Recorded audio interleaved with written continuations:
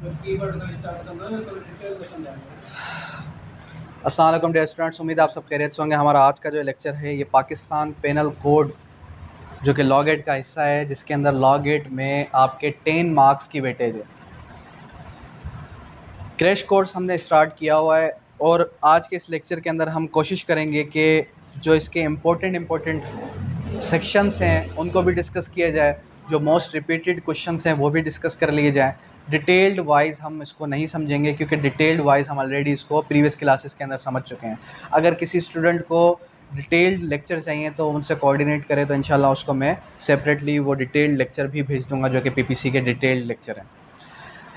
अब Pakistan penal code का जो सिलेबस है लॉ गेट का, इसके अंदर चैप्टर 2, चैप्टर 4, चैप्टर 16, चैप्टर 16 है और चैप्टर 17, 5 चैप्टर्स हैं।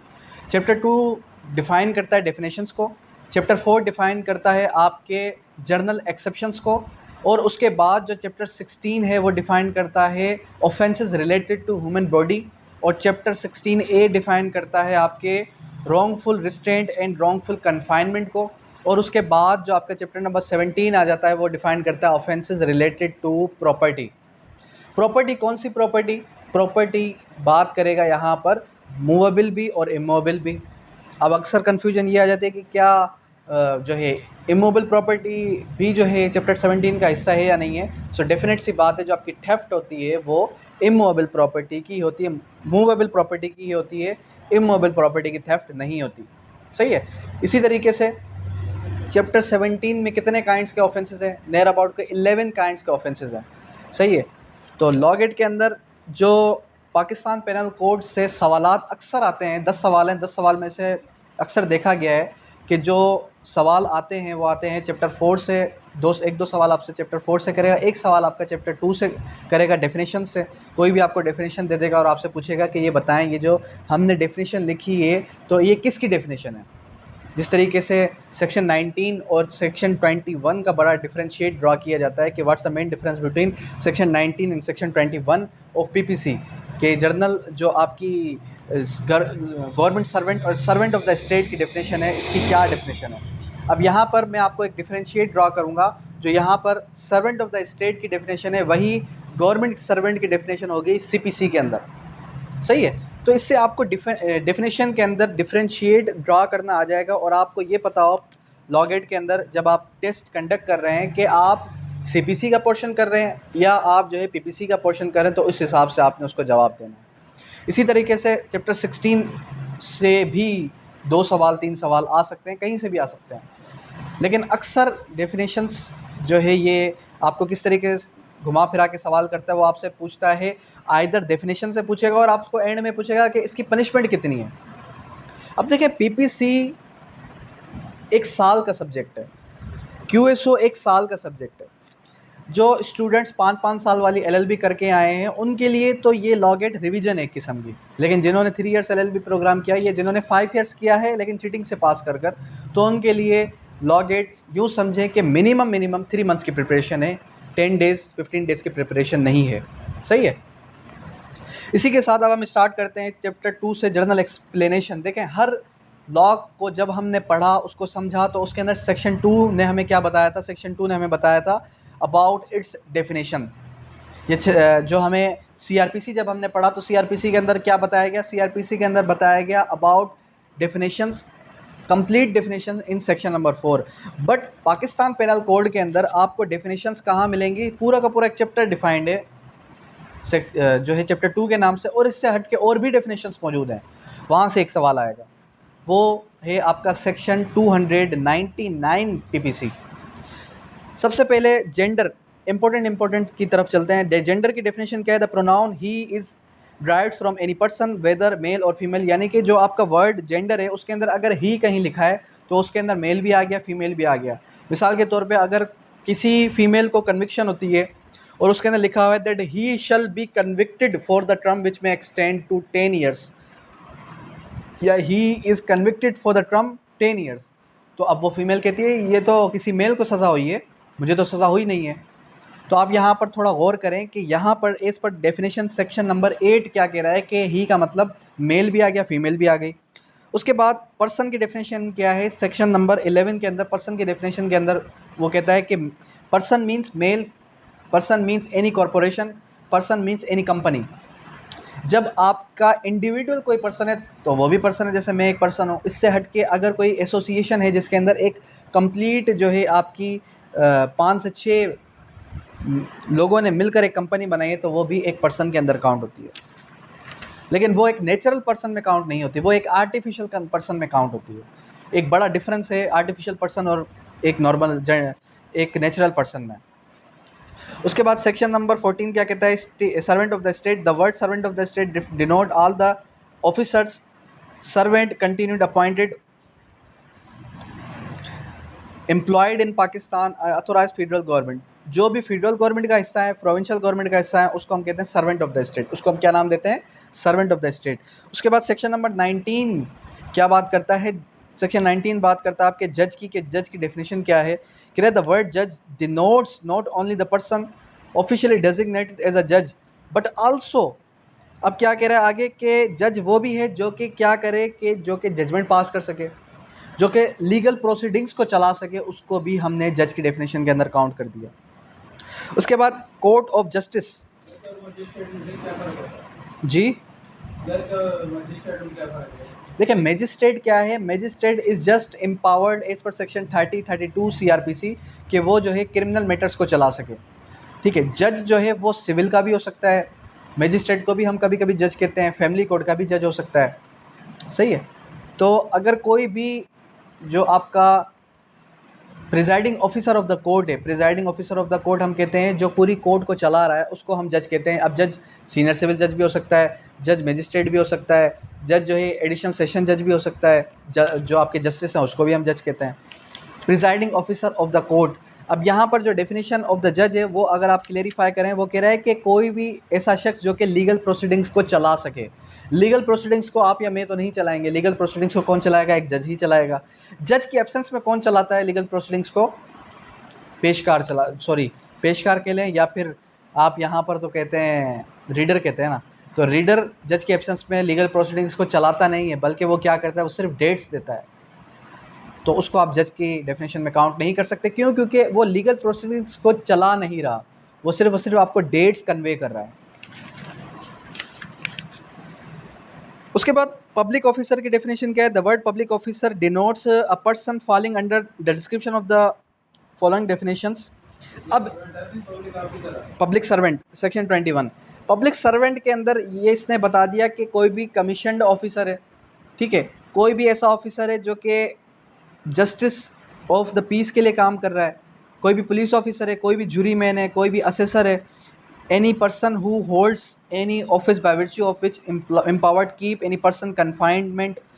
ठीक है, उसने सारी की सारी डेफिनेशंस दे दी। अब क्या करेगा, वो आपको उलझाने के लिए लॉ गेट के अंदर कहेगा as per section 21 Pakistan penal code sub class 9, फिर कहेगा every dash whose duty it is as such officer to take receive, फिर सारी की सारी डेफिनेशन दे देगा। अब इतनी बड़ी डेफिनेशन जब कोई पढ़ेगा देखेगा तो वो कहेगा ये तो डेफिनेशन मैंने पढ़ी नहीं है, इतनी बड़ी स्टेटमेंट, तो वो इसको काउंट करेगा दैट ये सवाल लॉन्ग स्टेटमेंट से आया। ये लॉन्ग स्टेटमेंट से नहीं आया, ये क्या कह रहा है, any officer whose duty it is such officer to take receive keep और expend any property on behalf of the government, कि वो गवर्नमेंट के बिहाफ पर क्या कर रहा है, रिसीव कर रहा है कोई अमाउंट, और to execute any revenue process, या रेवेन्यू प्रोसेस को एग्जीक्यूट कर रहा है, ठीक है, और टू इन्वेस्टिगेट और टू रिपोर्ट। अब यहाँ पर वो रिपोर्ट या इन्वेस्टिगेट का वर्ड भी मिस कर सकता है, कोई भी वर्ड मिस कर सकता है। जब तक आप वर्ड बाय वर्ड पढ़ेंगे नहीं, समझेंगे नहीं, तब तक आप ये भूल जाएं कि लॉ गेट आपके लिए ईजी रहेगा करेक्ट करने के लिए। उसके बाद सेक्शन 22 की तरफ आएँ, मूवेबल प्रॉपर्टी। अब मूवेबल प्रॉपर्टी की जो डेफिनेशन है वो हर कानून के तहत अलग अलग है। अगर आप CPC को उठाएंगे वहाँ पर मूवेबल प्रॉपर्टी की डेफिनेशन अलग है, PPC के अंदर अलग है। तो आपने ये देखना है कि आप PPC का पेपर सॉल्व कर रहे हैं या CPC का कर रहे हैं। क्या कह रहा है कि the word movable property are intended to include corporeal property of every description except. अब ये एक्सेप्ट का सवाल आ गया। अब ये एक्सेप्ट का सवाल वो आपको उस तरीके से भी दे सकता है जैसे मैंने जी बता, एक्सेप्ट लैंड और अटैच टू अर्थ। देखें कॉर्पोरेल प्रॉपर्टी क्या होती है, मिसाल के तौर पे एक इनकॉर्पोरेल प्रॉपर्टी होती है, एक टेंजिबल होती है, एक इंटेंजिबल होती है। टेंजिबल और इंटेंजिबल तो होते हैं जिसको हम छू सकें, जिसको हम ना छू सकें। कॉर्पोरियल प्रॉपर्टी क्या होती है कि मिसाल के तौर पे ऐसी प्रॉपर्टी कि जो मूवेबल भी हो और जो जिसको टच किया जा सके। अब मिसाल के तौर पे मैं आपको कहूँ कि ये किताब आपने लिखी है, अब इस किताब को कोई और लिख नहीं सकता, कॉपीराइट आपके पास है। अब ये ऐसे राइट्स आपके पास हैं जिसको हम छू नहीं सकते, इसको हम कहते हैं intangible rights, incorporeal rights. Corporeal property क्या होगी कि अगर मैं कहता हूँ ये किताब आकिब की है, अब इसके राइट्स आपके पास हैं, कॉपीराइट आपके पास हैं, लेकिन परचेज़ किसने किया, आपकी आकिब ने की है, तो इसका ऑनर कौन हुआ, आकिब हो गया। तो ये कॉर्पोरल प्रॉपर्टी किसकी है, मिस्टर आकिब की है। सही है। उसके बाद रॉन्गफुल गेन और रॉन्गफुल लॉस बड़ा ही आसान है। रॉन्गफुल गेन का क्या मतलब है, अगर एक प्रॉपर्टी, ये मोबाइल है, अब ये मोबाइल किसकी प्रॉपर्टी है, मोबाइल मेरी प्रॉपर्टी है। अब ये मोबाइल आप जो है पिस्टल दिखाकर मुझसे ले लेते हैं, आपने क्या किया, रॉन्गफुल गेन किया, और जो मुझे लॉस हुआ ये मुझे रॉन्गफुल लॉस हो गया, सिंपल वर्ड्स में। लेकिन फिर भी डेफिनेशन को पढ़ लेते हैं। Wrongful gain is the gain unlawful means, इसके अंदर वर्ड्स याद रखने, अनलॉफुल मीन्स का वर्ड आपने याद रखना है। उसके बाद property person gaining legally not legally entitled, यानी कि जो मुझसे ले रहा है वो लीगली इंटाइटल्ड नहीं है ये प्रॉपर्टी लेने के लिए, फिर भी वो मुझसे प्रॉपर्टी ले रहा है। उसके बाद डिसऑनेस्टी का मतलब क्या है, dishonesty whoever does anything which is intended to cause wrongful gain any person wrongful loss, यानी कि जिसने wrongful gain किया, किसी को wrongful loss पहुंचाया, तो उसने बदनीयती के साथ उसको पहुंचाया। जो डिसऑनेस्टी की मीनिंग क्या है, बदनीयती।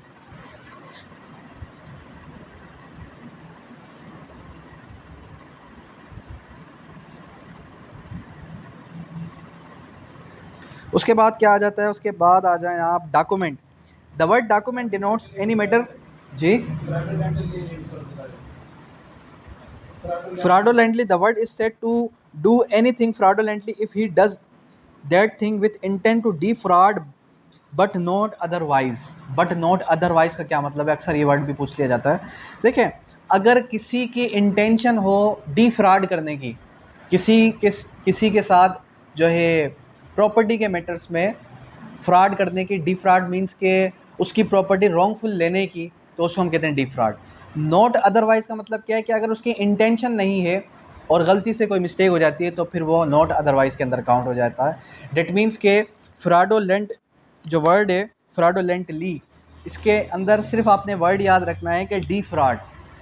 इसकी डेफिनेशन के अंदर की वर्ड क्या है, इसकी डेफिनेशन के अंदर की वर्ड आपका आ जाता है with intent to defraud, intention होती। बिकॉज जब भी आप जो है किसी क्राइम को कमिट करने जा रहे हैं तो उसका फर्स्ट इंग्रेडिएंट क्या है, इंटेंशन। मिसाल के तौर पे आगे चल के हम पढ़ेंगे कि अगर मैं मिस्टर आकिब का मर्डर करता हूँ, सबसे पहली चीज़ है इंटेंशन। अगर इंटेंशन नहीं है और अगर मर्डर हो गया तो वो कत्ले अमद में काउंट नहीं होगा, ठीक है। इसी तरीके से अगर मैं यहाँ से गुज़र रहा हूँ गली से और मेरे साथ मेरी वाइफ है और मेरी वाइफ को कोई भी शख्स जो है छेड़ता है और कोई ऐसे नाजेबा लफ्ज़ इस्तेमाल करता है जो मुझे नागवार गुजरते हैं, मैं फ़ौरन से पत्थर उठाता हूँ, उस शख्स को मारता हूँ, वो शख्स मर जाता है, तो इसको हम कहते हैं सडन प्रोवोकेशन की रेट हो गई। जब सडन प्रोवोकेशन की रेट हो जाएगी तो फिर 14 साल की सज़ा कन्वर्ट होके 10 साल में आ जाएगी, या अगर 24 साल सज़ा है कत्ले अमद की तो वो कन्वर्ट होके ऑटोमेटिकली जो है 14 ईयर्स या फिर 10 ईयर्स के अंदर काउंट हो जाएगी। 25 ईयर्स, 24 साल 24-25 ईयर्स है। और ये लाइफ टाइम इम्प्रिजमेंट वो डिपेंड करता है कि उसका जो मारने की नेचर है वो किस हिसाब के। फॉर एग्जांपल कहीं कहीं ऐसा भी होता है कि किसी ने कत्ले अमद किया तो उसको सज़ा आ जाती है लाइफ टाइम इम्प्रिजमेंट। अब लाइफ टाइम इम्प्रिजमेंट जब उसको आती है तो फिर क्या होता है, फिर उसको छुट्टियां मिलती हैं, वो भी 25 साल ही होती है। लाइफ टाइम मतलब 25 साल है, 25 साल ही होते हैं, 25 ही हो जाती है। अब अगर कोई शख्स उसका बिहेवियर अच्छा है दूसरे कैदियों के साथ, वो जेल के अंदर सही से रह रहा है, तो एक मिसाल है कि ईद की छुट्टियां निकाल ली, ये जो प्रेसिडेंट्स विज़िट करते हैं, विज़िट करने के बाद वो जो छुट्टियाँ देते हैं कि भाई ठीक है जितने भी कैदी यहाँ पर प्रेजेंट हैं इन सबको 10-10 दिन की छुट्टियाँ आ गई। तो ये छुट्टियाँ निकालते उनको अगर 24 साल है तो 24 साल करते करते 20 साल में हो जाती है, 22 साल हो जाती है, 1-2 साल और माफ़ हो जाते हैं। और जो अभी इसकी चाइल्ड की जो एज जो है कानून में डिक्लेयर वो कितनी है? हाँ, ये बड़ा इंटरेस्टिंग सवाल है। ये अभी मैं कल पढ़ा रहा था, परसों पढ़ा रहा था, जुवेनाइल जस्टिस सिस्टम एक्ट। तो जुवेनाइल जस्टिस सिस्टम एक्ट के अंदर और सीआरपीसी के अंदर एक बड़ी कॉन्ट्रडिक्शन है। जुवेनाइल जस्टिस सिस्टम एक्ट ये कहता है कि जो जुवेनाइल है, बच्चा है जिसने जुर्म किया, उसकी सज़ा कम से कम होनी चाहिए 18 साल से कम। और जो आपका कोड ऑफ क्रिमिनल प्रोसीजर है, सीआरपीसी सेक्शन नंबर 29B है, वो कहता है कि 15 साल से कम। तो अब हम किसकी बात को माने? तो इंटरप्रिटेशन ऑफ स्टैट्यूट ये कहता है कि where there is general law and special law so the always special law would prevail, कि जहाँ पर जनरल कानून आ जाएगा जो कि हमारा सीआरपीसी है, और स्पेशल कानून आ जाएगा जो कि हमारा जुवेनाइल जस्टिस सिस्टम एक्ट है, तो वहाँ पर आपका juvenile justice system act prevail करेगा, उसको अहमियत ज़्यादा मिलेगी। किसको अहमियत ज़्यादा मिलेगी? जुवेनाइल जस्टिस सिस्टम एक्ट को। तो कानून ने हमें ये बताया कि जो जुवेनाइल है उसकी एज है 18 साल से कम। 18 साल तक। और 7 और 10 के दरमियान वाले क्या चीज़ है? हाँ, वो है जनरल एक्सेप्शन के अंदर। कुछ बच्चे ऐसे होते हैं 7 साल से लेके 12 साल तक। 10 साल नहीं है, इसका जवाब है 12 साल। पुरानी पीपीसी के अंदर 10 साल है, नई पीपीसी के अंदर 12 साल है। 7 से 12 साल के बच्चे इमेच्योरिटी के अंदर काउंट होते हैं। वो आगे चल के पढ़ाता हूँ कि अगर कोई बच्चा इमेच्योरिटी के अंदर किसी का मर्डर कर दे तो उसको जो है रियायत हासिल है कि उसके ऊपर ऑफेंस लगेगा लेकिन उसको सज़ा नहीं मिलेगी, क्योंकि वो बच्चा मासूम है। और 10 साल से 14 साल से 10 साल से 14 साल तक का जो बच्चा है, अगर वो इमेच्योरिटी के अंदर काउंट होता है तो कोर्ट डिटरमाइन करेगी कि उसकी नेचर, उसकी हरकतें कैसी हैं।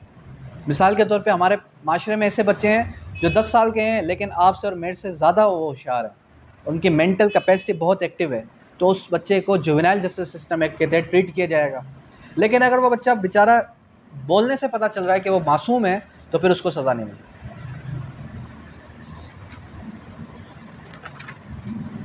जर्नल एक्सेप्शंस से पहले स्पेशल लॉ और लोकल लॉ की तरफ आते हैं। Special law means law applicable to the particular subject.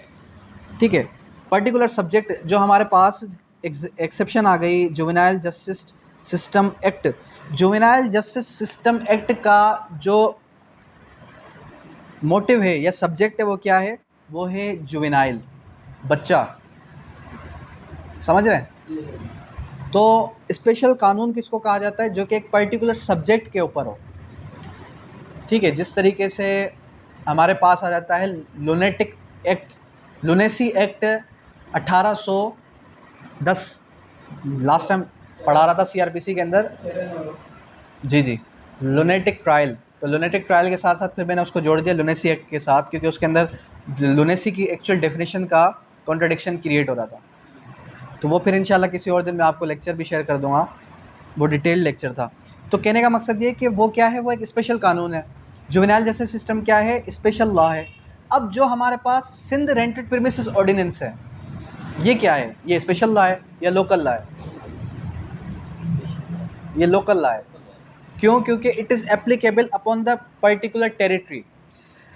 A local law is the law applicable only to the particular part or territories comprised. Sindh rented premises ordinance कहाँ पर applicable है?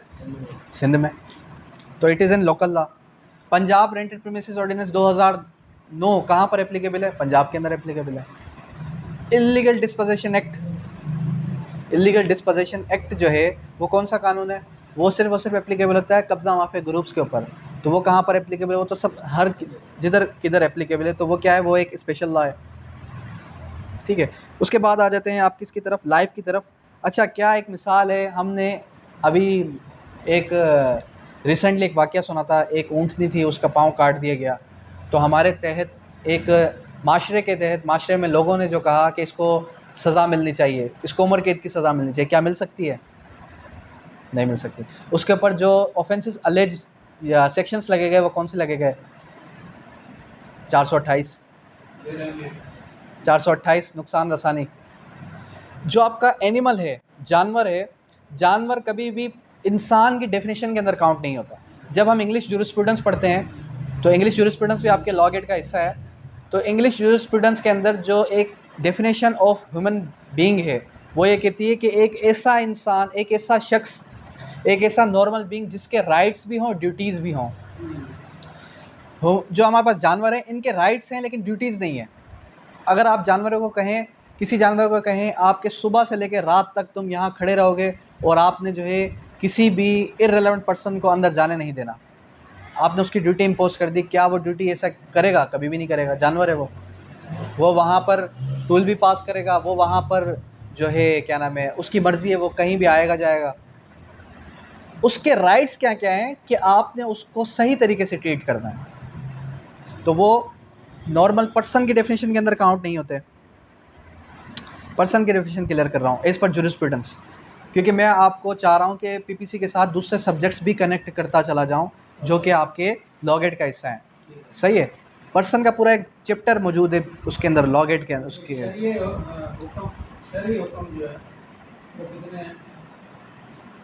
अपने वो कर रहा था तो उसमें वो शरई हुक्म मतलब 5 आए थे, पर मैंने 4 वो इस्लामिक लॉ ये है ना इसमें। हाँ, जूरिस्प्रूडेंस, इस्लामिक जूरिस्प्रूडेंस। हाँ, उसमें जो 5 स्कूल ऑफ थॉट्स हैं वो 5 है ना, 5 school of thoughts. Last time हमने इधर शरई हुक्म था। शरई हुक्म, सवाल आया तो वो शरई हुक्म। इसका मैं देख के बता देता हूँ। अच्छा, तो अभी यहाँ पर क्या है, ये आपको पता चल गया कि the word life denotes human being, contrary appears from the context, के ह्यूमन बीइंग क्या है वो आपको पता चल जाना चाहिए कि ह्यूमन बीइंग के अंदर नेचुरल ह्यूमन बीइंग आ जाएगा। ठीक है, तो हमारे पास अगर कोई जानवर है, उसकी अगर कोई जान ले ले, आपका एक पालतू कुत्ता है, आपका एक पालतू जानवर है, उसको अगर मैं जान से मार दूं तो आप मेरे ऊपर कौन से एफआईआर करवाएंगे? आप मेरे ऊपर करवाएंगे 428 नुकसान रसानी, कि आपको मैंने नुकसान पहुंचाया। Animal, the word animal denotes any living creature other than human being. तो एनिमल की जो डेफिनेशन 47 के अंदर आती है वो आती है एनी अदर ह्यूमन बीइंग, यानी ह्यूमन बीइंग से हटके कोई भी जानवर, कोई भी जानदार। हार्बर की डेफिनेशन आ जाती है, हार्बर का मतलब क्या है? पनाह देना। पनाह देना, किसको पनाह देना? कि एक्सेप्ट अंडर सेक्शन, अब अगर लॉ गेट के अंदर सेक्शन 157, सेक्शन 130 का जिक्र आ जाएगा तो अक्सर स्टूडेंट्स कहेंगे 157, 130 हमने तो लॉ गेट में पढ़ा ही नहीं है, लॉ गेट का हिस्सा तो है ही नहीं, तो ये कहाँ से आ गया? ये तो भाई आउट ऑफ बॉक्स क्वेश्चन आ गया और इसका तो जवाब हम देंगे ही नहीं। अरे भाई, सेक्शन 52A क्लियर कह रहा है कि accept in section 157, 130 in the cases harbor is given by the husband of a person harbored, the word harbor includes supplying a person with shelter, food। अब क्या कह रहा है उसने? हार्बर की डेफिनेशन भी बता रहा है और ये बता रहा है कि किन किन केसों के अंदर, किन किन केसेस के अंदर हार्बर एप्लीकेबल नहीं है। हार्बर के मतलब है पनाह देना। अगर आप कोई जुर्म करके मेरे पास आ जाएं और कहें कि मैंने ये जुर्म किया, मुझे पनाह दें, तो मैं आपको यहाँ पर पनाह देता हूँ तो मैं मुजरिम हूँ। सही है, सहूलतकार, मैं आपको पनाह दे रहा हूँ तो मैं मुजरिम हूँ। इसी तरीके से अगर आपकी बीवी आपको हार्बर करे, आप अपनी बीवी को हार्बर करें, तो दोनों एक दूसरे को अगर हार्बर करें तो दोनों के ऊपर सज़ा नहीं होगी। किस तरीके से? मैं अगर किसी का मर्डर करके आ जाता हूँ और मैं अपनी बीवी के घर, यानी कि अपने ही घर में बीवी के पास आके छुप जाता हूँ, तो मेरी बीवी अगर मुझे शेल्टर देती है, मुझे फूड देती है, शेल्टर मतलब पनाह देती है, फूड देती है, सारी फैसिलिटीज़ प्रोवाइड करती है, तो वो मुजरिम नहीं होगी। सही है, अगर वो कोई जुर्म करके ऐसे इसी तरीके से आती है तो मैं मुजरिम नहीं होऊंगा। लेकिन कुछ केसेस हैं जैसे 157 और 130, ये कुछ केसेस हैं जहाँ पर अगर हम दोनों एक दूसरे को पनाह दें तो हमारी पनाह भी जो है जुर्म के अंदर काउंट होंगी। वो कौन कौन से ऑफेंसेस हैं? वो है ऑफेंसेस अगेंस्ट द स्टेट, मुल्क के ख़िलाफ़ बगावत। अगर मैं मुल्क के ख़िलाफ़ बगावत करता हूँ, बम ब्लास्टिंग करता हूँ, प्री प्लानिंग भी करता हूँ, प्रिपरेशन भी करता हूँ, तो मैं मुजरिम हूँ। अगर अपनी बीवी के पास आकर पनाह लेता हूँ तो वो भी मुजरिम है। बड़ा इंटरेस्टिंग है पाकिस्तान पेनल कोड, लेकिन अगर डिटेल में पढ़ेंगे तो 3-4 घंटे का लेक्चर हो जाएगा। उसके बाद जर्नल एक्सेप्शंस। जर्नल एक्सेप्शंस के लिए सेक्शन 76 से लेके 96 तक है जर्नल एक्सेप्शन। 96 से लेके 106 तक है आपका प्राइवेट डिफेंसेस। अब जर्नल एक्सेप्शंस क्या है और प्राइवेट डिफेंसेस क्या है, दोनों में डिफरेंस क्या है? देखें, जर्नल एक्सेप्शंस से वो आपसे सवाल पूछेगा कि an offence which is done under journal exception under section 89, 87, फिर वो आपको डेफिनेशन दे देगा। फिर वो आपसे पूछेगा is an offence not an offence, सही है। अब यहाँ पर आपने एक चीज़ याद रखनी है, एक स्टेटमेंट याद रखनी है। वो स्टेटमेंट क्या है? वो स्टेटमेंट है नथिंग इज़ एन ऑफेंस। जब आप सेक्शन 76 से आगे पढ़ेंगे तो वहाँ पर आपको हर सेक्शन के अंदर एक लाइन स्टार्टिंग के अंदर ही मिल जाएगी। पढ़ें ज़रा 78 79 के अंदर, वो वहाँ पर स्टार्टिंग के अंदर लिखा है नथिंग इज़ एन ऑफेंस। इसका मतलब क्या है? इसका मतलब ये है कि अगर कोई शख्स जुर्म करे तो वो जुर्म जुर्म नहीं है, अगर वो जर्नल एक्सेप्शंस के अंदर किया गया है। और वो कौन कौन से जुर्म है?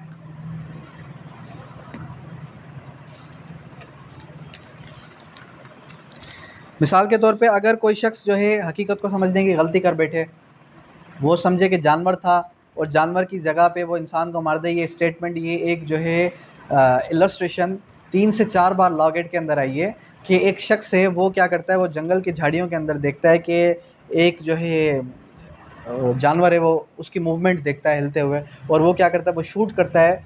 ठीक है, शूट करने के बाद जब वो करीब जाता है उसको पता चलता है वो तो इंसान था। तो अब उसने कौन सा मर्डर किया? उसने किया कत्ल ख़ता, उसने किया कत्ल ख़ता। ये डेफिनेशन इलस्ट्रेशन आ चुकी है लॉ गेट के अंदर।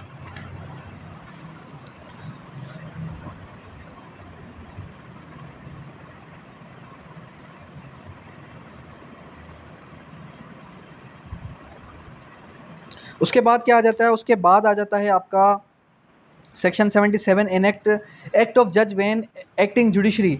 अगर जज जो है अपनी सीट पर बैठ के किसी को सज़ा सुना देता है और बाद में 10 साल बाद पता चलता है कि वो सज़ा जो है उसको गलत सुनाई गई, बिला वजह वो शख्स मार दिया गया, तो उस जज पर कोई इंक्वायरी नहीं बैठेगी, वो ऑफेंस नहीं, उसको इम्यूनिटी हासिल है। उसको हम कहते हैं, उर्दू में हम कहते हैं कानूनी मुस्तस्नियात। किन किन लोगों को किन किन सूरतों में कानूनी रियायत हासिल है?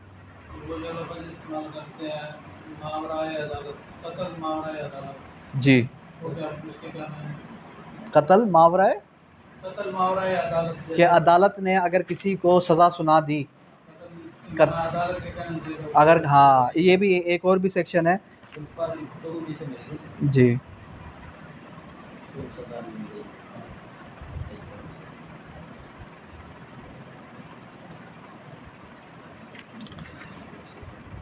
सेक्शन 78 कहता है कि act done pursuance of judgment in order of court. जो आप मावरा अदालत का कह रहे हैं कि मिसाल के तौर पे जज ने डायरेक्शन दी कि भाई इसको फांसी की सज़ा सुना दी, और जल्लाद जब उसको फांसी की सज़ा सुना रहा है और फांसी दे दी जल्लाद ने, तो जल्लाद के ऊपर कोई मुकदमा नहीं होगा। या एक मिसाल है, कोर्ट डायरेक्शन देती है कि फ़लाँ जो जगह है उस जगह को रिमूव कर दो, उस जगह को तहस नहस कर दो। कोर्ट ने डायरेक्शन दे दी, तो बाद में जिन जिन लोगों ने उस जगह को हटवाया था उनके ऊपर कोई मुकदमा नहीं होगा।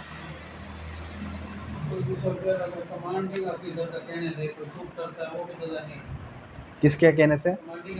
हाँ, ये भी इसके अंदर मेंशन है कि मिसाल के तौर पे अगर मैं एक पुलिस ऑफिसर हूँ और मेरे सुपीरियर अथॉरिटी ने कहा है कि अगर यहाँ से गुजरता हुआ कोई भी तुम्हें शख्स गुजरे तो उसको जान से मार दो, अगर मैं जान से मार देता हूँ तो मेरे ऊपर कोई भी मुकदमा नहीं होगा।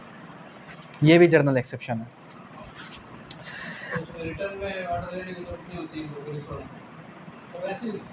वो एमरजेंसी सिचुएशन क्रिएट हो जाती है, बॉर्डर्स पर क्रिएट हो सकती है। अच्छा, उसके बाद आ जाता है जब बड़ा इंपॉर्टेंट है आपका सेक्शन नंबर 83 84 82 और 83। 82 83 क्या कहता है? 82 83 कहता है कि act of child under the age of 10 years, 10 साल से कम का बच्चा अगर कोई भी जुर्म करता है तो वो भी एक ऑफेंस नहीं है। मिसाल के तौर पे मिस्टर आकिब क्या करता है? मिस्टर आकिब क्रिएट करता है एक पार्टी के अंदर एक जूस, ठीक है, जूस बनाता है, उस जूस के अंदर एक जहर डालता है और एक 10 साल से कम का एक बच्चा है, उसको कहता है सर मुबारक को जाके दे दो। अब बच्चे ने वो जूस लिया, जूस मुझे दिया, मैं पी के मैं मर गया, ठीक है। मेरे मरने के बाद जब इन्वेस्टिगेशन हुई तो पता चला मैं जूस की वजह से मरा था। जूस मुझे किसने दिया था? उस बच्चे ने दिया था। तो एक्सपेक्टेशंस हैं या प्रोबेबिलिटीज़ हैं कि भाई उस बच्चे ने खुद से वो जूस नहीं दिया होगा, उसको किसी ने दिया होगा। उस बच्चे से पूछा जाएगा बेटा आपने किसके कहने पे जूस दिया था? फंसेगा कौन? जिसने दिया होगा। कोई नहीं, क्योंकि उसने अपनी मासूमियत में दिया है। उसके बाद क्या है? Act of child above 10 and under as of 14 years, जिसको हम कहते हैं इमेच्योरिटी। जो आप कह रहे थे कि 10 से 12 साल, बल्कि यहाँ पर क्या है 10 से 14 साल का जिक्र है। अच्छा, जहाँ पर ये 82 के अंदर 10 साल का जिक्र है, पहले की पीपीसी में यहाँ पर 7 साल का जिक्र था। तो आपने लॉग 8 के अंदर ये भी देखना है कि वो एज कितनी दे रहा है, 10 साल दे रहा है, 12 साल दे रहा है, 7 साल दे रहा है। तो एक्चुअल एज पर सेक्शन 82 क्या है, 10 साल है।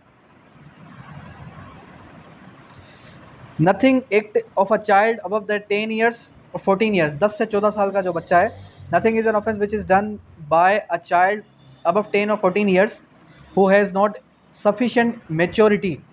जो इमेच्योर बच्चा है, जिसको हम इमेच्योर बच्चा कहते हैं, जिसकी मेंटल कैपेबिलिटी अब इस तरीके से डेवलप नहीं हुई कि वो सही और गलत में डिफरेंशिएट ड्रॉ कर सके, उसको हम इमेच्योर चाइल्ड कहते हैं। 10 से 14 साल तक का अगर कोई बच्चा कोई भी जुर्म करेगा तो वो भी जुर्म नहीं है।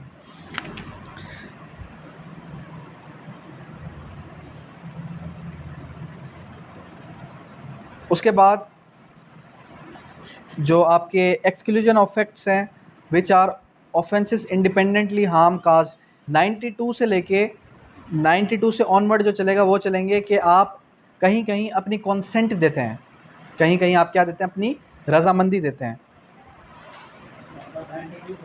जी। अच्छा, 89 भी बड़ा इंपॉर्टेंट है, इंसेनिटी। इंसेनिटी क्या है कि अगर कोई पागल है, अगर कोई पागल शख्स है, मिसाल के तौर पे एक शख्स है, उसको पागल के दौरे आते हैं। अब एक शख्स जो पागल है, आपको पता है वो पागल है, और आप उसके साथ फिर भी बैठे हुए हैं, और उसको दौरा आया और उसने आपको जान से मारने के लिए अटेम्प्ट टू मर्डर किया, आपके ऊपर कातिलाना हमला किया, आप क्या करेंगे? मार देंगे, जान से मार देंगे। अच्छा, डिफेंस में किस हद तक गिराए थे, क्या क्या कर सकते हैं डिफेंस में? गोली नहीं है, पिस्टल नहीं है आपके पास, ऐसी जगह पर हमला करेंगे जिससे उसकी मौत हो। उसके हाथ में पिस्टल है और वो पिस्टल आपके हाथ में आ गई, फिर मारोगे? मार और कंप्लीट मारने की कोशिश भी करेंगे, पाँव में करते हैं। मेरे हाथ में पिस्टल है, सही है, मेरे हाथ में पिस्टल है, मैं आपको जान से मारने के लिए पिस्टल लोड करता हूँ। जैसे ही मैंने लोड किया, आपने हड़बड़ी में आके पिस्टल मेरे हाथ से छीन ली, अब क्या आप मुझे टांग पे गोली मार सकते हो? नहीं। जब तक मैं आपके ऊपर हावी था पिस्टल दिखाकर, तब तक आपके पास राइट ऑफ प्राइवेट डिफेंस था। समझो गौर से, बहुत ही बारीक डिफरेंस है ऑफेंस में और प्राइवेट डिफेंस में, सही है। जब तक मैं आपके ऊपर हावी था विथ पिस्टल या विथ एनी पर्टिकुलर जो है कोई भी औजार, ठीक है, जब तक मैं हावी था तब तक आपके पास राइट टू प्राइवेट डिफेंस था। जैसे ही मेरा जो औजार है वो आपके पास आ गया या गिर गया नीचे, वेपन है, वेपन नीचे गिर गया, किसी भी किस्म का वेपन हो सकता है, जैसे ही वेपन नीचे गिरा, अब मैं आपसे हावी हो, आप मेरे ऊपर हावी हो गए। वो फिर भी हमला करेगा, नहीं करेगा ना। अब आप मेरे ऊपर हावी हो गए तो डेफिनेट सी बात है, आप मुझे जान से नहीं मार सकते, ना ही पिस्टल चला सकते। पिस्टल हाथ में, आप बेशक उसको बांध कर भाग जाओ। तो अब यहाँ पर क्या है, अच्छा, अब इसके एक क्रॉस रेफरेंस भी है, वो भी मैं आपको पढ़ाता हूँ, उससे आपको मज़ीद क्लेरिफाई होगा। देखें यहाँ पर क्या है कि हमारे पास जो सेक्शन इंसेनिटी का है, इंसेन मतलब कि पागल दीवाना शख्स, एक ऐसा शख्स जिसको पागलपन के दौरे आते हों, उसको हम इंसेन कहते हैं। जी जी, section number 89, act done in good faith for the benefit of child और insane person, nothing which is done in good faith for the benefit of. अच्छा, 12 ईयर्स की जो एज है वो सेक्शन 89 के अंदर है, अगर यहाँ पर 12 ईयर्स आ जाए तो आपने सही करना है। Unsound mind by the consent either express और implied guardian having the charge of is an offence by reason of harm may cause intended by the doer to cause to be non likely to that person. मिसाल के तौर पे अगर आप जो है एक डॉक्टर हैं, या आप कोई भी एक नॉर्मल पर्सन है, एक बच्चा है या एक पागल शख्स है, उसकी भलाई के लिए, 12 साल से कम का बच्चा है या एक इंसेन पर्सन, उसकी भलाई के लिए अगर आप कुछ करते हैं तो वो एक जुर्म नहीं है, सही है। और जो इंसेनिटी की, एक पागल शख्स की मैं बात कर रहा था, कि अगर पागल शख्स आपके ऊपर हमला करता है तो अपनी जान के बचाव के लिए अगर आप उसको मार भी दें तो वो भी जुर्म नहीं है। लेकिन फिर वो ये देखा जाएगा कि आपने उसको गोली कहाँ मारी है। अब आप उसको डायरेक्ट यहाँ शूट कर दें, डेट मीन्स कि आपकी इंटेंशन टू मर्डर थी। अगर आप उसको यहाँ पेट में मारें, पसली में मारें, और जब मिसाल के तौर पे जो कंडीशन है रूम की वो ऐसा लगे कि वाकई में इनके बीच में हाथापाई हुई है, इसके लिए बड़ी एक अच्छी मूवी है, सेल्फ डिफेंस को डिफ़ाइन करने के लिए एक मूवी है रुस्तम के नाम से, 2016 की, वो आप देखिएगा। और उसमें आप ये भी देखिएगा कि क्या विदाउट एडवोकेट कोई शख्स खुद को रिप्रेजेंट कर सकता है कोर्ट में, और किस तरीके से रिप्रेजेंट कर सकता है इन पर्सन। सही है। अच्छा, अब आते हैं किसकी तरफ, प्राइवेट डिफेंस की तरफ। प्राइवेट डिफेंस की डेफिनेशन में आपको समझा रहा था कि प्राइवेट डिफेंस में और ऑफेंस में बहुत ही स्लाइट डिफरेंस है, बहुत बारीक डिफरेंस है। उसमें अभी एक सवाल आ रहा था कि अक्यूज की जगह अगर उसके जो दूसरे बाप को या भाई को जाके अगर वो डिटेन कर लेते हैं तो आया वो रॉन्गफुल कन्फाइनमेंट में आएगी या जी, रॉन्गफुल कन्फाइनमेंट वो में। भी रॉन्गफुल कन्फाइनमेंट में आपके जुर्म की, लेके आया वो जी उसकी एवज में लेके आया बेशक लेके आया। आपके जुर्म, मेरे जुर्म की सज़ा मेरे भाई को क्यों मिले, मेरे जुर्म की सज़ा मेरे बाप को क्यों मिले? नहीं मुझे नहीं मिलेगी। और कहने का मतलब ये है कि अगर जैसे दूसरी कलम में लिखी हुई है देखें, कानून के अंदर, किसी को पेश न करने में कानून के अंदर हमारे पास, लॉ के अंदर ऐसी कोई प्रोविज़न नहीं है कि जो प्रैक्टिस है कि एक मिसाल है, एक शख्स धाड़ियल है, एक शख्स जो है गुम हुआ है, तो अगर वो नहीं मिलता तो उसके भेड़ बकरियों को उठा के ले आओ, उसके जानवरों को उठा के ले आओ। कानून में ऐसी कोई प्रोविज़न नहीं है। अगर एक शख्स जो है आपको नहीं मिलता तो आप उसके बाल बच्चों को उठा के ले आओ। पुलिस ऐसा करती है प्रैक्टिस के अंदर, गाँव गोठों के अंदर। कानून के अंदर ऐसी कोई प्रोविज़न नहीं है। अरेस्ट के बारे में जब आप सेक्शन 46 से ऑनवर्ड पढ़ेंगे सीआरपीसी के अंदर, तो उसने अरेस्ट को डिफ़ाइन किया कि अरेस्ट किन किन सूरतों में किस तरीके से किया जाएगा। Arrest how made, chapter number 5। लेकिन उसके अंदर ऐसी कोई प्रोविज़न नहीं है कि आप उसकी सज़ा दूसरों को दें, बच्चों को दें, बीवियों को दें। क्या है ये, तो मतलब कि ज़ाती है किस्म की कि आप किसी और की सज़ा किसी और को दे रहे हैं। हाँ, ये पुलिस किस लिए करती है, उसकी इंटेंशन क्या होती है, उसकी इंटेंशन सही होती है किस्म की, ताकि वो क्या करे, उसके इमोशंस, मुलजिम के इमोशंस जुड़ जाएँ और वो ख़ुद को प्रेजेंट कर दे। अगर इस नीयत, हाँ, अगर इस नीयत से किसी के भाई को गिरफ़्तार किया जा रहा है 1 दिन के लिए, 2 दिन के, तो वो रॉन्गफुल कन्फाइनमेंट में काउंट नहीं होगी। और काउंट होती भी है तो उसको क्लेम कौन करेगा? पुलिस के ख़िलाफ़। वो कहेंगे हमारी जान छुटी, बस ठीक है। अच्छा, प्राइवेट डिफेंस या जर्नल एक्सेप्शन की प्ली लेने के लिए साबित भी आपको करना होगा। जब हम कानून शहादत ऑर्डर पढ़ते हैं, कानून शहादत ऑर्डर ने ये कहा, आर्टिकल 117 117 से जब हम आगे बढ़ेंगे, बर्डन ऑफ प्रूफ किस पर होगा? प्रोसिक्यूशन पर होगा। मुलजिम ये है, जुर्म इसने किया है, ये साबित नहीं करेगा कि जुर्म इसने किया है या नहीं किया। साबित कौन करेगी? प्रोसिक्यूशन साबित करेगी कि आया कि इसने जुर्म किया है या नहीं किया। जर्नल लॉ ये कहता है। लेकिन अगर ये कहता है कि मैंने जुर्म तो किया है, मैंने किसी का मर्डर तो किया है, लेकिन प्राइवेट डिफेंस में किया है, तो अब साबित ये करेगा। Plea, there are 2 kinds of pleas. एक है प्ली ऑफ एलिबाई। मिसाल के तौर पे मैं कहता हूँ कि मिस्टर आकिब ने मिस्टर जुलेद का मर्डर किया है, जो कि शहदादपुर के अंदर हुआ था। ये कहता है कि फ़लाँ तारीख़ के अंदर 21 मई को मैं तो शहदादपुर के अंदर नहीं था, मैं तो कराची में था। अब साबित ये करेगा, किस तरीके से साबित करेगा? जावेद सलीम की बस की टिकट दिखा सकता है, ठीक है। इससे अलावा जो वहाँ पर इसने शॉपिंग किया उसकी रिसिप्ट्स दिखा सकता है, जिससे साबित हो इसकी प्रेजेंस वहाँ पर। कोई आई विटनेसेस दिखा सकता है। एक हो गई ये प्ली। सेकंड प्ली कौन सी होती है? सेकंड प्ली होती है जर्नल एक्सेप्शंस की plea, as per article number 121 of कानून शहादत ऑर्डर, जो कि प्ली रेस की जाती है। मिसाल के तौर पे ये कहता है कि मैंने उस फलां शख्स का मर्डर किया था, लेकिन प्राइवेट डिफेंस के अंदर किया था, तो प्ली रेज ये करेगा और साबित भी यही करेगा। तो इसके आप कनेक्ट करें प्राइवेट डिफेंस को आर्टिकल 121 कानून शहादत ऑर्डर के साथ। एक दफ़ा वो भी पढ़ लीजिएगा।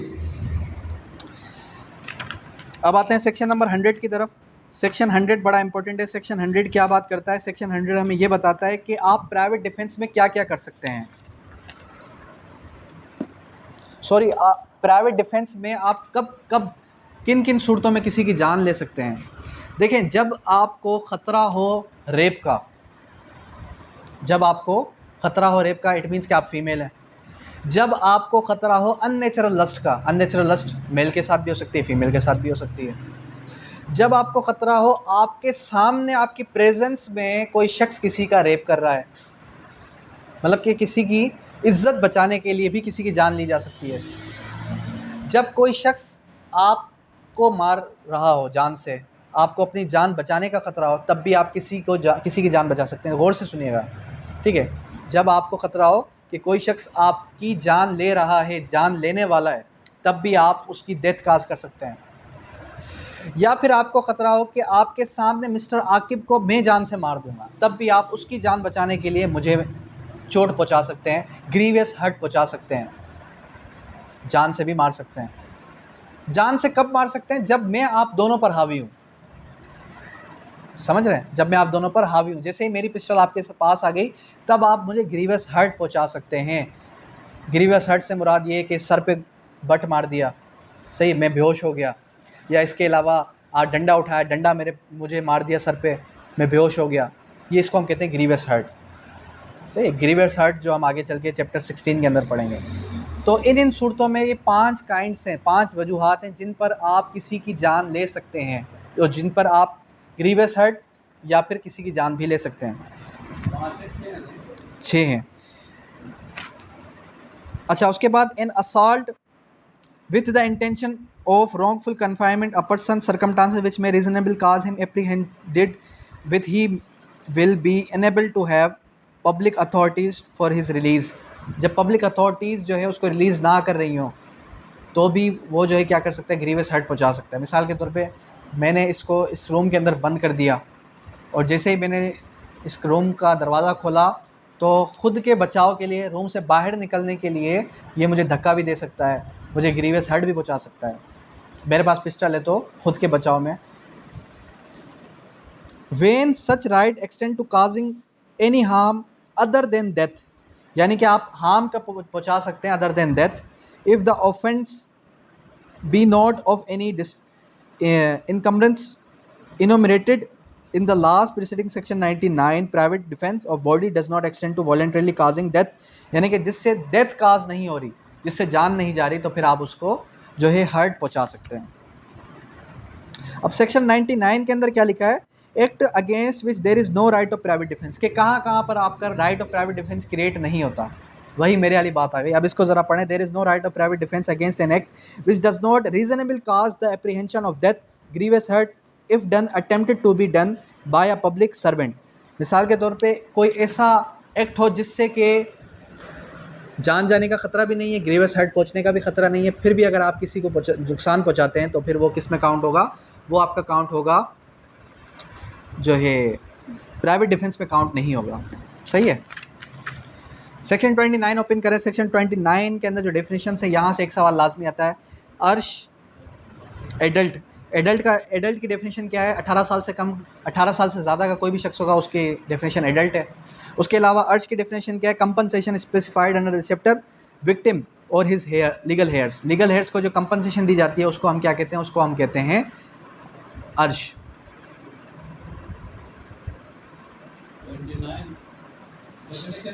सेक्शन 299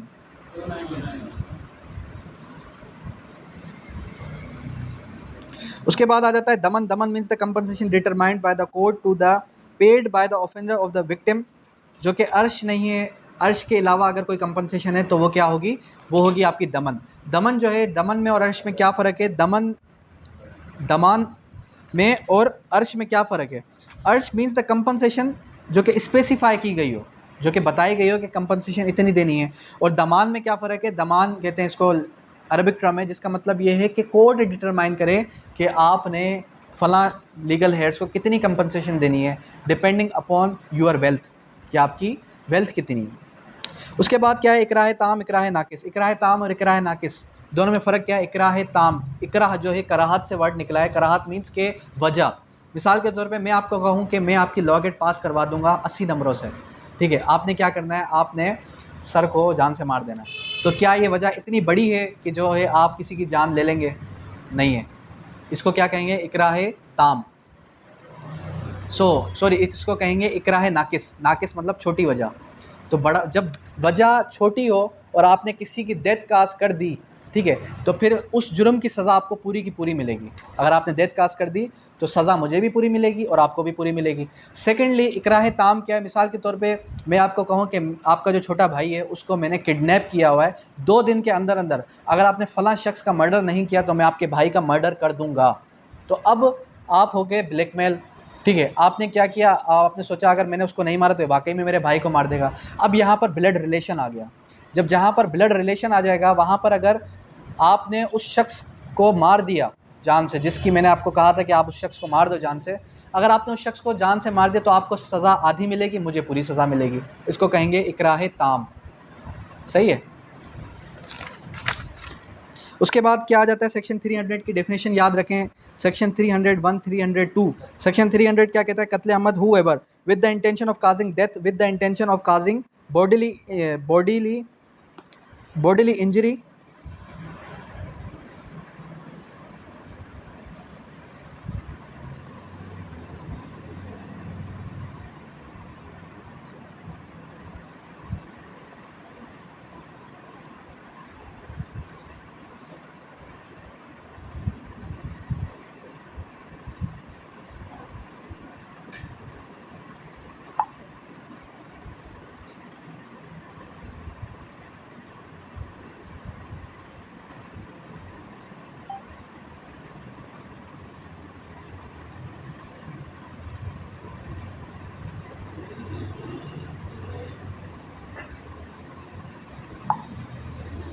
बॉडीली इंजरी, मिसाल के तौर पे कोई ऐसी बॉडीली इंजरी पहुंचाना किसी को, या कि किसी को इंटेंशनली जान से मारने की कोशिश करना।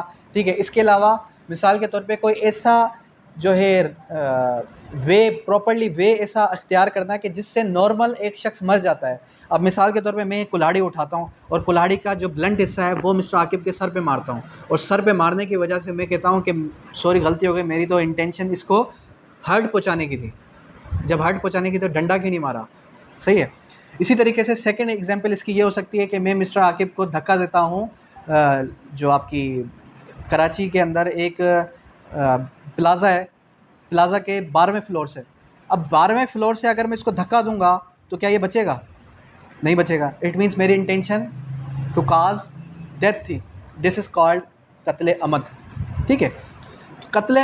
कत्ले अमद की डेफिनेशन, कत्ले शिबी अमद की डेफिनेशन, कत्ले ख़ता की डेफिनेशन, कत्ले बिस सबब की डेफिनेशन, चारों की चारों डेफिनेशंस, और चारों की चारों डेफिनेशंस के अलावा चारों की सज़ाएं ये आपको याद हों, क्योंकि यहाँ से एक सवाल लाजमी आएगा। अब यहाँ पर आपने एक चीज़ याद रखनी है कि जो ऐसी कौन सी सज़ा है जो चारों के अंदर एक है, ऐसी कौन सी सज़ा है जो चारों के अंदर सेम है, उसको हम कहते हैं किसास।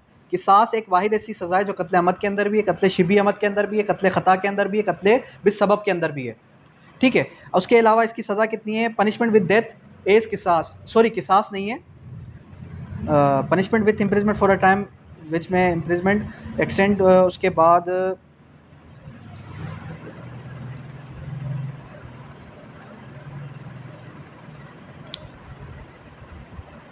punishment with death imprisonment for life is ताज़ीर having regard of the fact circumstances of the fact, यानी कि सज़ा कितनी आ गई? पनिशमेंट ऑफ डेथ, यानी कि डेथ सेंटेंस पास हो गई। ठीक है। और फिर उसके बाद punishment imprisonment description for term which में एक्सटेंड टू 25 ईयर्स, 25 साल तक हो सकती है अगर इस्लामिक इंजंक्शंस इम्पोज कर दी जाएँ। Provided that nothing is this clause shall apply to the offence कत्ले अमद if committed in the pretext of honour, यानी कि अगर किसी ने गैरत के नाम पर अगर किसी की जान ली हो तो वो फिर इसमें काउंट नहीं होगा। ये जो गैरत के नाम पर अक्सर बहनों को कत्ल कर दिया जाता है, तो इसको हम इसके अंदर काउंट नहीं करेंगे। अच्छा, सेक्शन 303 क्या कहता है कि अगर इकराह ताम या इकराह नाकिस में अगर किसी का मर्डर हुआ है, तो वो मैंने आपको बता दिया कि उसके अंदर उसकी सज़ा कितनी होगी। अगर इकराह ताम में किसी की सज़ा, किसी को मारा गया है तो फिर उसकी सज़ा हो जाएगी विच में एक्सटेंड टू 25 ईयर्स। अगर इकराह नाकिस यानी वजह कम, मजबूरी, छोटी मजबूरी की वजह से किसी का मर्डर किया गया तो उसकी सज़ा 10 साल हो जाएगी। सही है।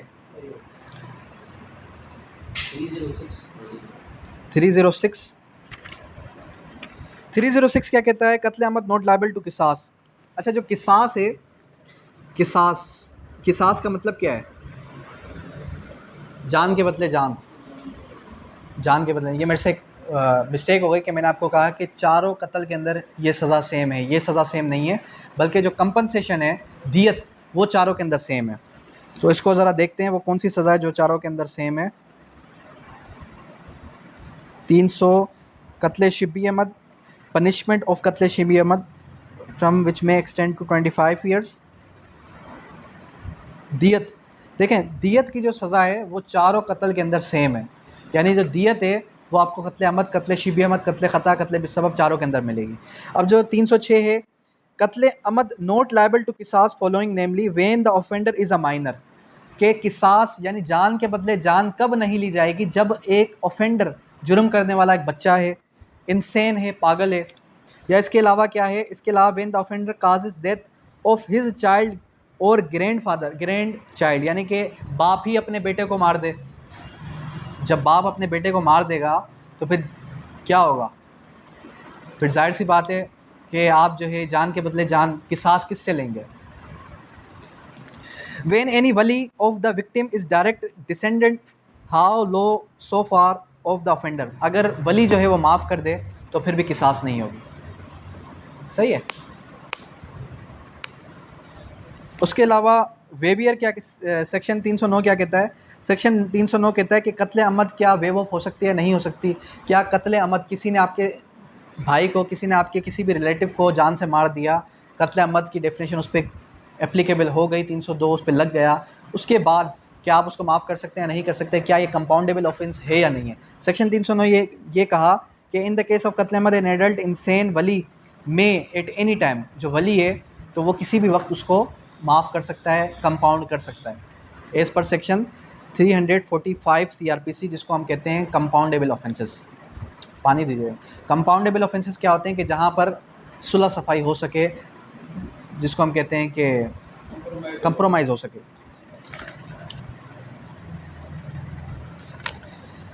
अच्छा जी, 4 काइंड्स ऑफ कत्ल है। सेकंड काइंड ऑफ कत्ल क्या है, कत्ले शिबी अहमद। कत्ले शिबी अहमद की डेफिनेशन क्या है,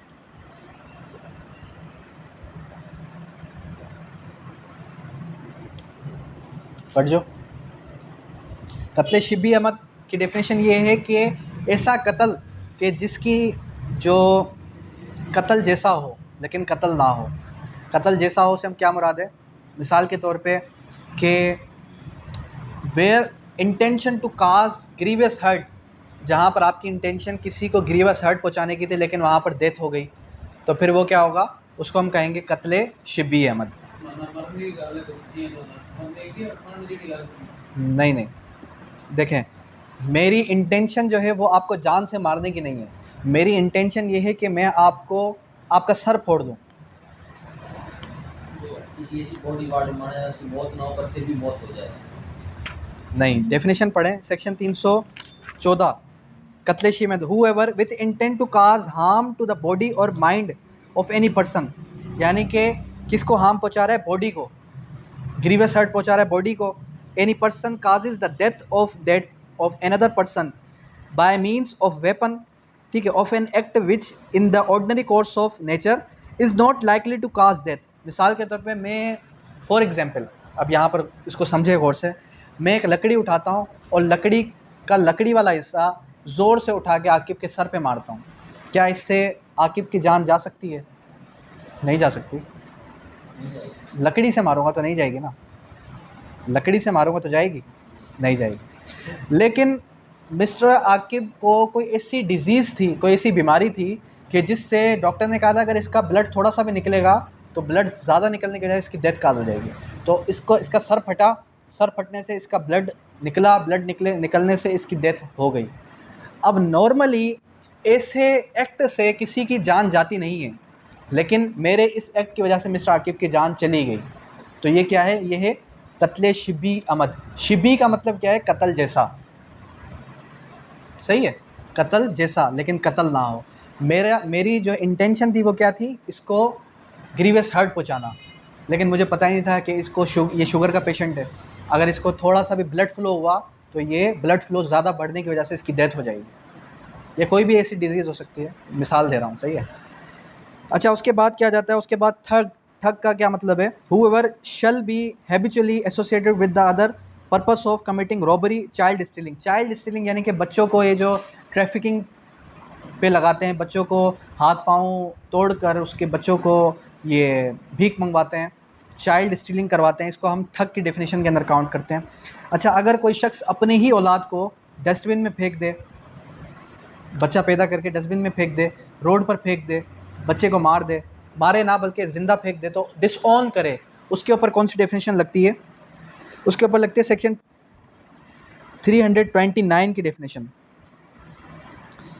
सॉरी सेक्शन 328 की डेफिनेशन कि अगर कोई शख्स बच्चा पैदा कर कर उसको कहीं छोड़ कर आ जाए, सही है, तो उसके ऊपर ये डेफिनेशन लगेगी। अगर कोई शख्स 18 साल से कम का बच्चा है और मैं या कोई भी शख्स क्या करता है, अपने बच्चे को जो है घर से बाहर बेदखल कर देता है बिला वजह, ठीक है, तो वो भी इस डेफिनेशन के अंदर काउंट होगी। उसके बाद काइंड्स ऑफ हार्ट हैं। हार्ट की कौन कौन सी काइंड्स हैं? हार्ट की जो काइंड्स हैं वो 5 काइंड्स ऑफ हार्ट हैं। शजा, जरा, 332 के अंदर बताया गया है। इतलाफ़ उज़ू, इतलाफ़ सलाहियत उज़ू, शजा, जरा and all other kinds of heart. इसके अंदर सिर्फ डेफिनेशंस बताता हूँ इसकी, बाकी जो डिटेल्ड लेक्चर है वो मैं आपको ग्रुप के अंदर शेयर कर दूँगा, वो आप एक दफ़ा लाजमी सुन लीजिएगा, सही है। अब देखें यहाँ पर क्या है, इतलाफ़ उज़ू, इतलाफ़ सलाहियत उज़ू क्या है? इतलाफ़ उज़ू यानी कि उज़ू को तलफ़ कर देना। उज़ू को तलफ़ करने का क्या मतलब है? काट देना। मैं आपका हाथ काट देता हूँ। If any part of your body is dismember from your body part, body cavity, तो उसको हम कहते हैं इतलाफ़ उज़ू। उसके बाद क्या कहता है? इतलाफ़ सलाहियत उज़ू। इतलाफ़ सलाहियत उज़ू की डेफिनेशन क्या है कि अगर इसका हाथ है लेकिन मैंने क्या किया, मैंने इसका हाथ इस तरीके से मोड़ा कि अब लाइफ टाइम ये अपने उस हाथ को यूटिलाइज़ या यूज़ कर ही नहीं सकता, तो इसको कहते हैं इतलाफ़ सलाहियत उज़ू। उसके हाथ की सलाहियत ख़त्म कर दी। शजा और जरा में क्या फ़र्क है? शजा का मतलब क्या है? यहाँ पर देखें, इस यहाँ गर्दन से ऊपर का जो हिस्सा है, गर्दन से ऊपर के हिस्से पर अगर कोई भी ज़ख़म पहुँचेगा तो वो शजा में काउंट होगा। गर्दन से नीचे वाले बॉडी कैविटी में कोई भी अगर चोट पहुँचेगी तो वो किस में काउंट होगा? जरा में काउंट होगा। फिर जरा जायफ़ा है, जरा गैर जायफ़ा है। और all other kinds of hurt पे कौन सी होती हैं? जो इनसे हट के हैं। मिसाल के तौर पे किसी के मुंह पे एसिड फेंक देना, ये किसी हर्ट में नहीं है, लेकिन क्या है? This is called all other kinds of hurt. तो ये डेफिनेशंस हैं। नमाज का भी टाइम हो गया है, बाकी जो रिमेनिंग क्लास है वो मैं आपको ग्रुप में शेयर करूँगा।